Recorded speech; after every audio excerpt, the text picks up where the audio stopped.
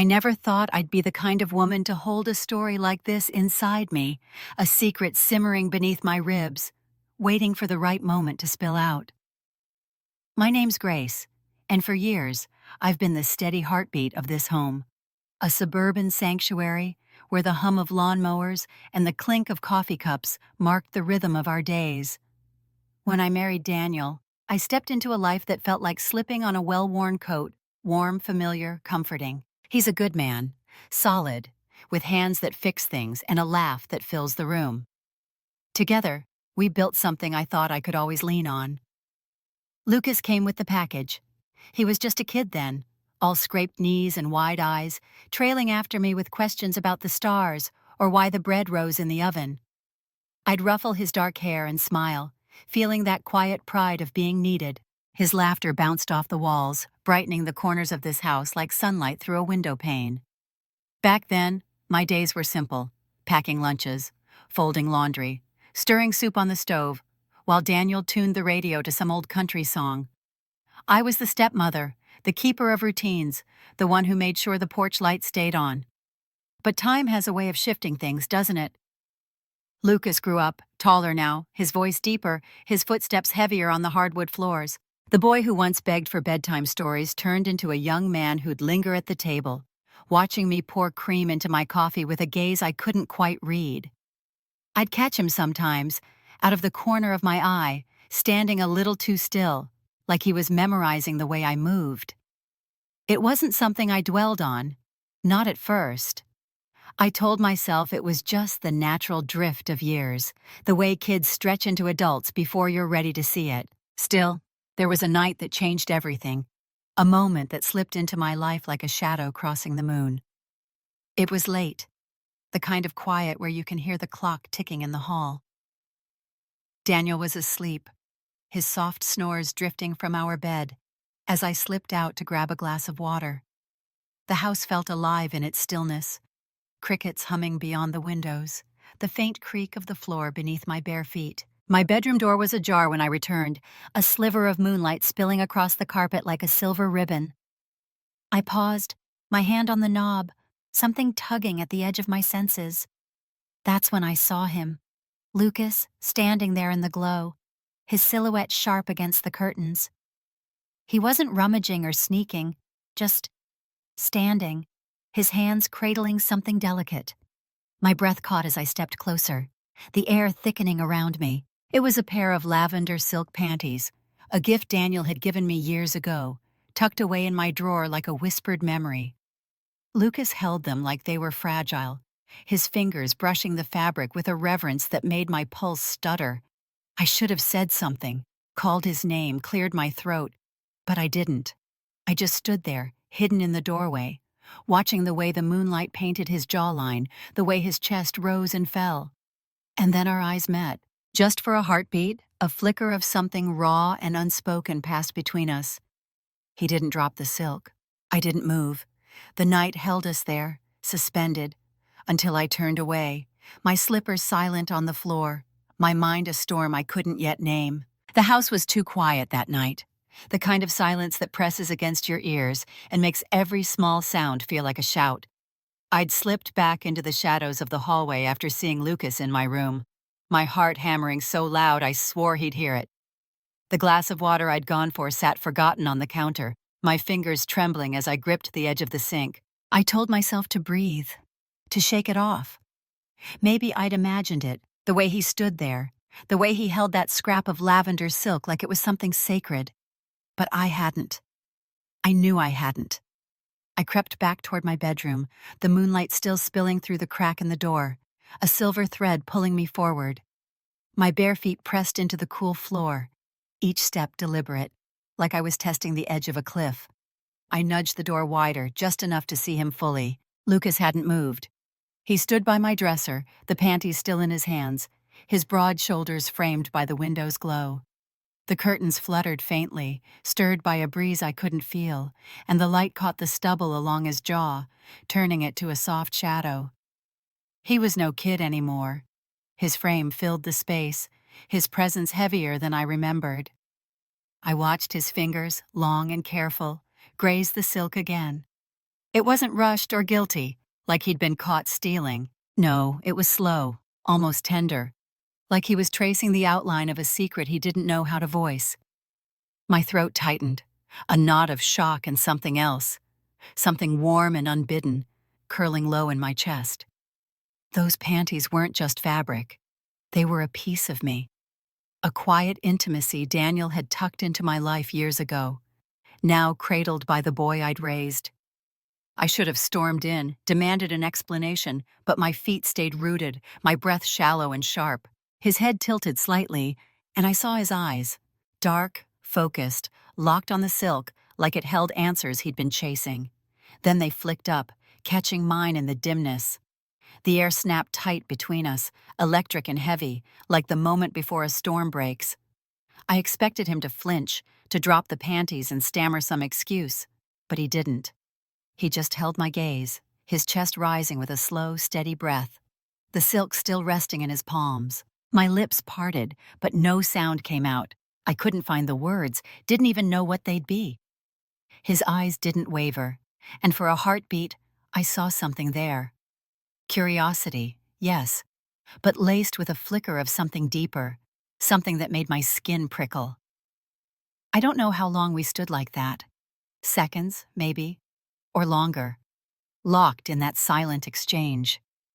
The moonlight danced across his face, carving out the lines of a man I hadn't fully noticed until now. My pulse raced, a wild drumbeat I couldn't quiet, and my hands clenched at my sides, nails digging into my palms. I wanted to step forward, to break the spell, but my body wouldn't move. Instead, I turned away, slipping back into the hallway like a ghost, my slippers whispering against the wood. I pressed my back to the wall outside, the cool plaster grounding me as my mind spun. What had I just seen? Lucas, my stepson, standing in my room, holding a piece of me I'd never meant for him to touch. It wasn't anger that flooded me. Not entirely. It was a tangle of feelings I couldn't unravel, a heat creeping up my neck that I pushed down hard. I slid into bed beside Daniel, his snores a steady anchor, and pulled the covers tight. But sleep wouldn't come. The image stayed burned behind my eyes, Lucas in the moonlight, the silk in his hands, and that look he'd given me, like he'd seen something he wasn't supposed to want. I lay there, staring at the ceiling, knowing nothing in this house would feel the same come morning. The sun crept through the kitchen window the next morning, spilling gold across the countertops, warming the tiles under my feet. I stood there in my robe, the soft cotton brushing my legs, pouring coffee into a chipped blue mug. The smell of it, rich, earthy, usually steadied me, but today it couldn't cut through the haze in my head. I'd barely slept, the night replaying in jagged flashes. Lucas in my room, the lavender silk in his hands, that look in his eyes. I tightened my grip on the mug, the heat seeping into my palms, and tried to focus on the familiar. Daniel's newspaper folded on the table, the hum of the fridge. But then I heard him. Lucas shuffled in, his damp hair curling at the ends, fresh from a shower. He wore an old gray t-shirt, the fabric clinging to his shoulders, and jeans that hung loose on his hips. He didn't look at me right away, just crossed to the sink, grabbing a glass of water, his movements slow, deliberate. The sunlight caught the droplets on his neck, glinting like tiny sparks, and I watched him, my breath hitching. He turned, leaning against the counter, and our eyes met in the reflection of the window. That same charge from last night crackled between us, sharp and unspoken. "Lucas," I said, setting the mug down, my voice steadier than I felt. "We need to talk about last night." The words hung there, heavy, filling the space with a weight that demanded something, truth, maybe, or courage. He exhaled, a long breath he'd been holding, and ran a hand through his hair, leaving it messier than before. His face was open, unguarded, but his eyes flickered with a mix of fear and something softer, like relief.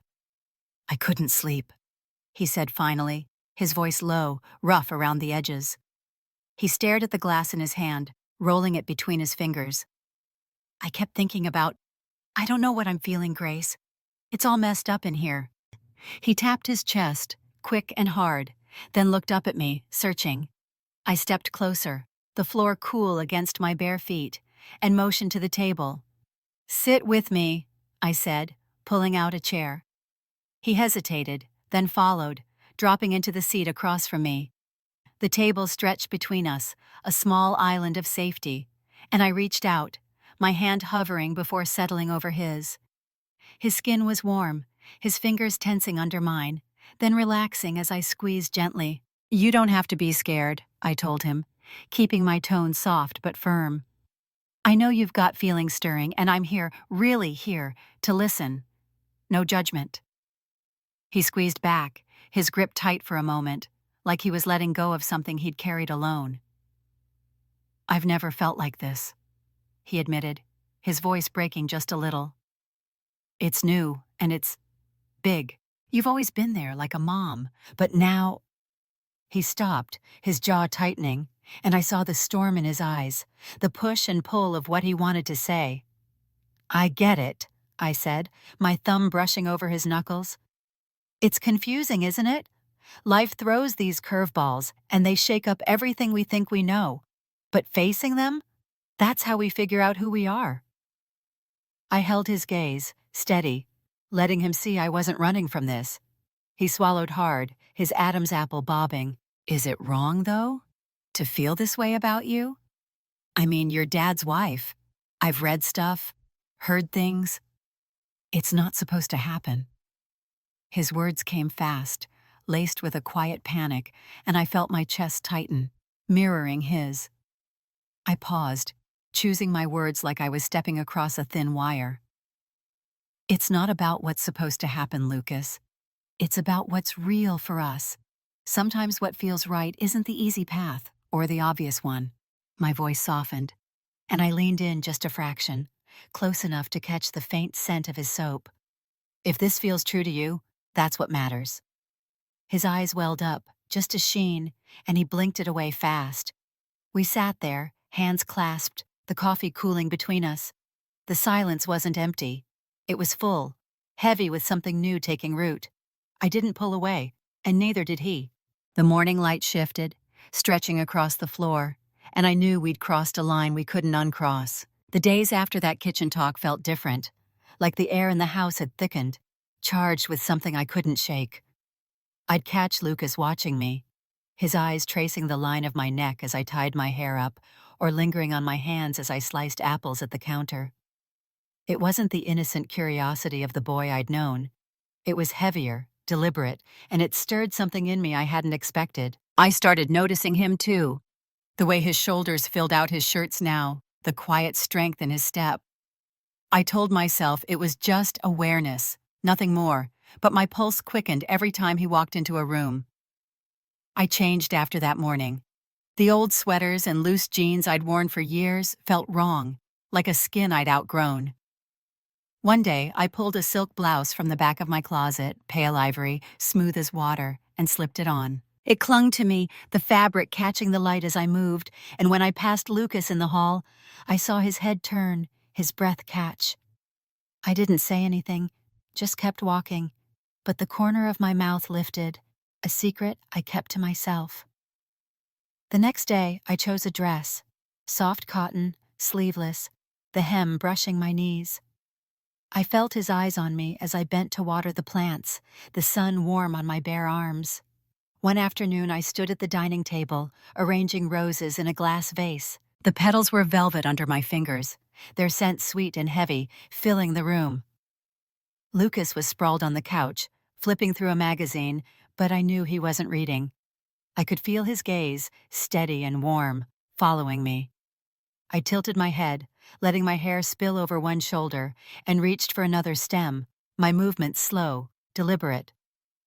"These smell like summer, don't they?" I said, glancing at him. He nodded, his voice stuck somewhere, and I smiled, tucking the flower in place. At a family barbecue a few days later, the air buzzed with laughter and the sizzle of burgers on the grill. I wore a sundress, light blue, the kind that flutters when you move, and caught Lucas staring from across the yard. I adjusted the strap, letting it slip just a touch, then smoothed the fabric over my thigh as I sat down. His eyes followed the motion, his grip tightening on the soda can in his hand. Later, I brushed past him to grab a plate, my arm grazing his, and I felt him tense, his breath hitching. "Careful," I murmured, close enough that my words brushed his ear, and I didn't look back as I walked away. It became a quiet game, one we never named. I'd lean in when he asked me something, my hair falling forward, my voice low.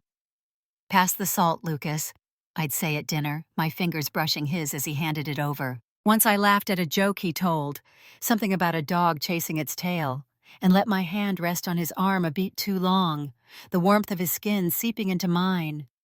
He didn't pull away. He just looked at me, his eyes darkening, and I felt that pull again, sharp and insistent. The roses stayed on my mind. Another day, I was in the kitchen, trimming stems, the clippers snipping through the silence. Lucas came in for a glass of water, his shirt unbuttoned at the collar, a faint sheen of sweat on his neck from mowing the lawn. I turned, holding a bloom up to my nose, and let my eyes meet his over the petals. "You ever notice how soft these are?" I asked, running a finger along the edge. He stepped closer, close enough I could smell the grass on him, and nodded.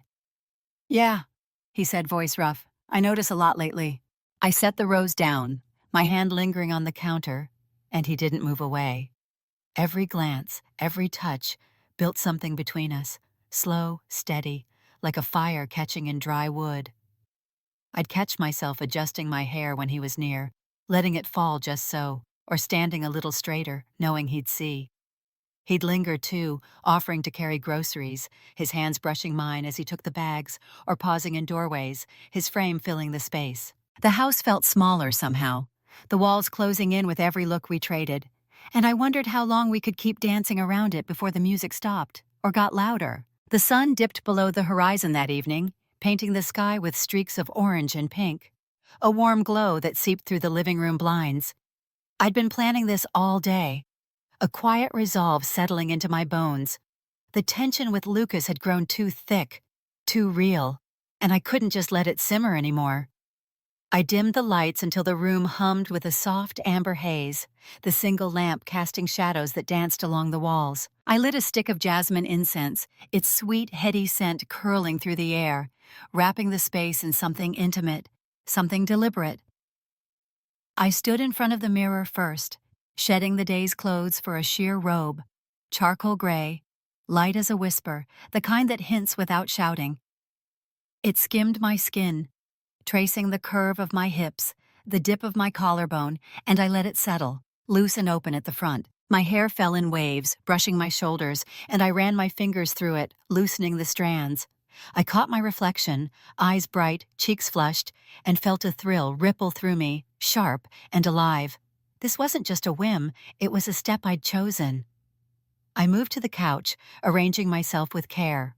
One leg tucked beneath me, the other stretched out, the robe slipping just enough to bear a stretch of thigh. The fabric shimmered in the lamplight, a quiet tease, and I leaned back, letting my head rest against the cushion.